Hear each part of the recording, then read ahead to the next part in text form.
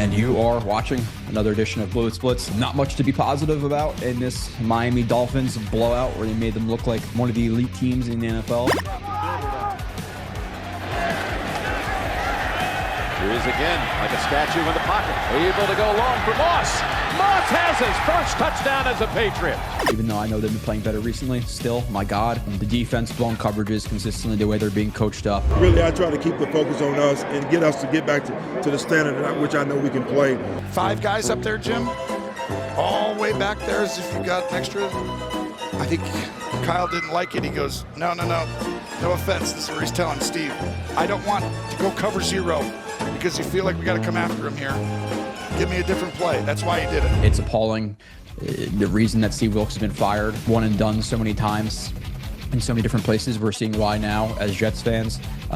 Glenn needs to make a move after this year, needs to get rid of this defensive coordinator because week over week, we're having poor coaching, poor play calls, blown coverages. It's brutal.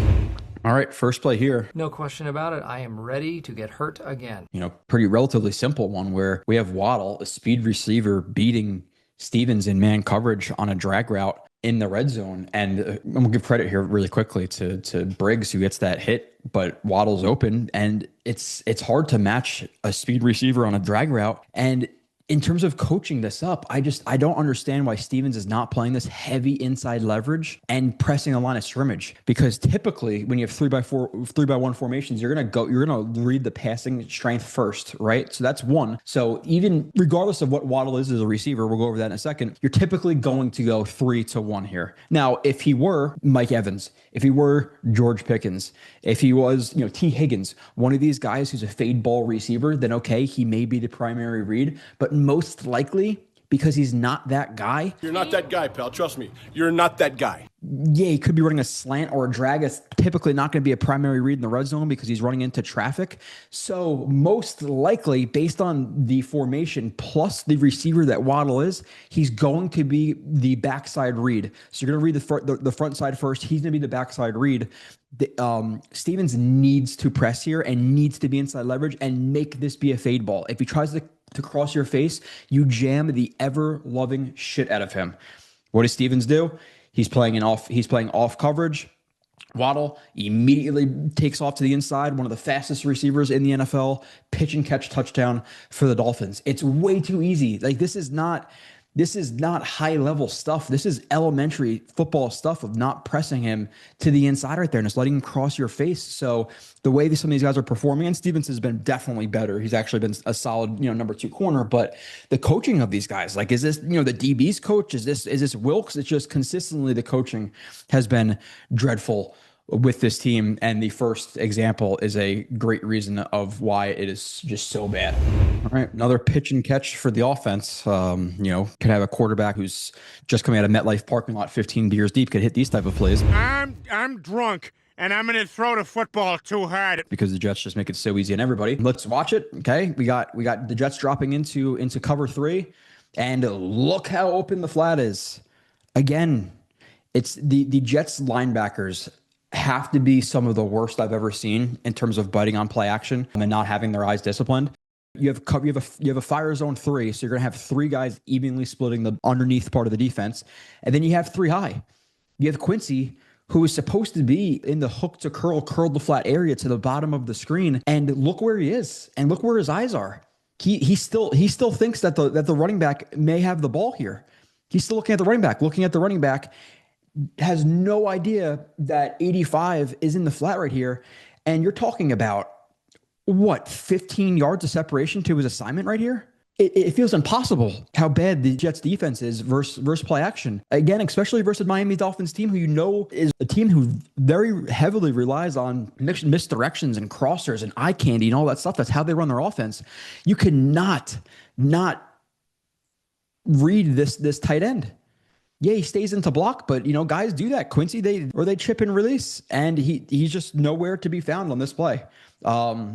Brutal, and it's been happening the entire year.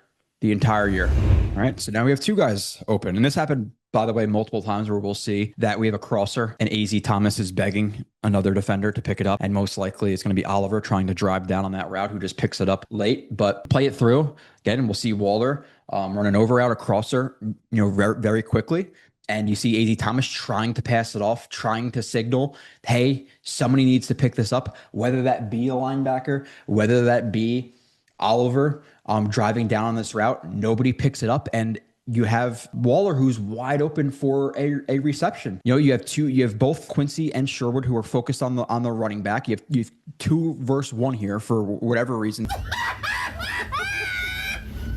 This is borderline experimental. Instead of Sherwood picking up the crosser and getting hands on that.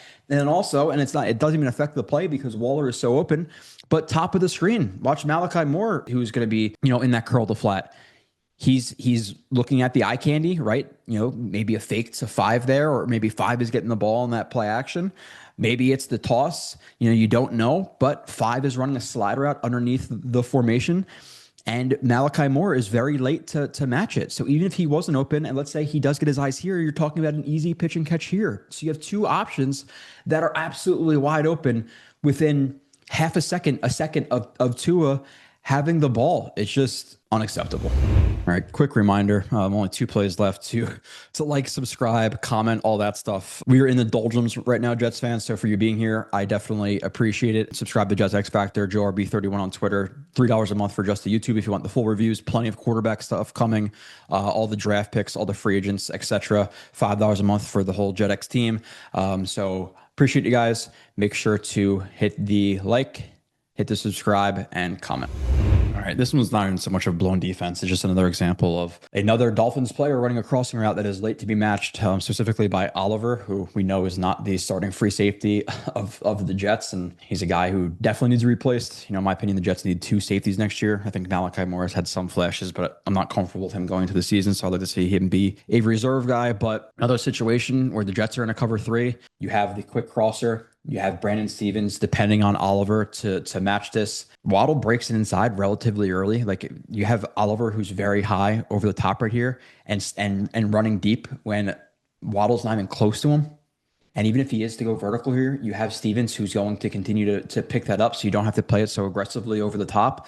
Waddle crosses his face, and we're talking about another easy completion against this Jets defense. Booty wide open. All right, last play. I know it's a little bit of a quicker one, but my God, do we want it to be longer? Yes.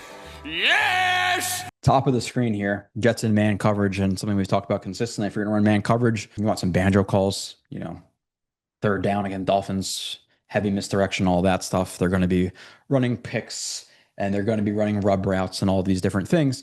And even if you're not doing a banjo call, which is going to be that first in, first out, so the first player who goes out, you have the outside, the corner who takes that, the first guy who goes in, you have the inside corner who will take that. And even if you're not running a banjo call here, just another coaching point in man coverage, you cannot be playing at the same level. You cannot be playing at the same level. This is collegiate stuff. Maybe not high school stuff, but this is collegiate stuff. Can't be playing at the same level because there's a very good chance that you guys are going to run into each other on certain route combinations, right? So you got one guy playing a little bit higher, whether that be the outside or whether that be the slot. They're playing at the same exact level. There's no banjo call to pass off these guys if they switch the releases, meaning the 1 becomes the 2 and the 2 becomes the 1. So here we are with a rub concept where you have the inside stemmed hitch, 2, rub, inside corner, Waddle wide open in the flat for a first down on 3rd and let's call it 4. Again, does not get easier for offensive coordinators than against this Jets defense, especially if you know they're a team who typically runs man coverage on 3rd down and they consistently exploit with rub routes. If I were to go back and just look at all the 3rd downs this year and how many times they were beat with rub concepts and man beaters because of how predictable the Jets are, it would truly be astonishing. So another reason this coach undoubtedly needs to be fired at the end of the season. And I'm not a guy to want to call for somebody else's job, Listen, he's made millions of dollars. I don't feel that bad being completely transparent. I want the Jets to be a good team before I care about Steve Wilks. So Jets need to fix this defense. It is beyond brutal. That is it for the quick review this week. I'll be back next week. 4 more games of watching this Jets team, and then we get to evaluate some of the players of the season, the important players of the season, the young, specifically the young guys. The guys are going to be here for a few years, hopefully. The free agents, the draft picks, the UDFAs. So we have a lot to get into. Brighter times are hopefully ahead. See you later.